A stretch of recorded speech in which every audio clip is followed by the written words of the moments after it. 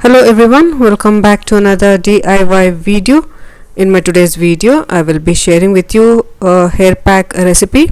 This is in continuation with the soya series which I have started. I will be using a soya powder in this recipe.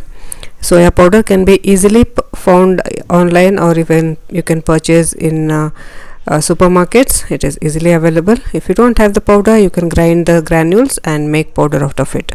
This has all the qualities of the soya granules. It has high protein and it is a great substitute for egg. So therefore, if you have a very thin and dry hair, and if you have used all chemical products to keep your hair voluminous, and if you have damaged your hair, this is the recipe you would want to watch. The next ingredient for this hair pack is this watermelon. I am using the leftover part of this watermelon. You can also use the fruit, but since you are anyway using it on your hair, I am using this leftover pieces. It does the job as much as the pulp.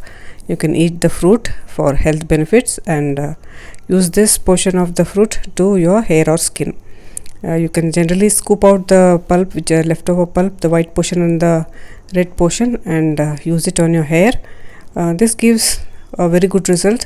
Out of experience, out of using it again and again, I am trying to tell you that this will work wonders to your hair.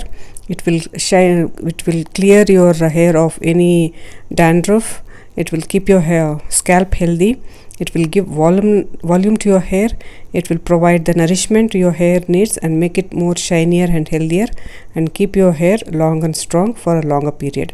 You can use this fruit for your skin also, and the skin will benefit as good as your hair. So to make this hair pack, I am going to scoop out all the white and pink portion of this fruit. For my shoulder length hair, I will be needing at least 1 bowl or 1 cup of this fruit to make the juice. So as you can see here, I have taken out the fruit and I want to grind it into a fine paste and extract the juice of it. To make a paste, I will use a mixer jar where I am going to add all this and grind it into smooth paste. If you don't have this watermelon, you can substitute with cucumber, and be careful if you have sinus problem, or if you find this is too cooling to your hair, then you can use plain water or mix it with even milk also. The soya powder, you can mix it with milk and use it. So here I have got the juice, where I am going to strain it with a strainer, because the unground or the leftover pieces of this fruit can stick to my hair in the hair after I use it in the hair pack. Therefore I have to grind it. I have to sieve it and extract the juice. Yeah, I'm getting 2 to 3 tablespoons of this juice, which is enough to mix it for the hair pack. So I will be needing at least 1 cup of the powder, where I'm going to use it to mix it thoroughly. I'm going to mix this and make a hair pack. Apply from the root to the tip of my hair and leave it for 2 to 3 hours before I shampoo off with mild shampoo. I can use this, or you can use this hair pack once a week, and this is suitable for all hair types.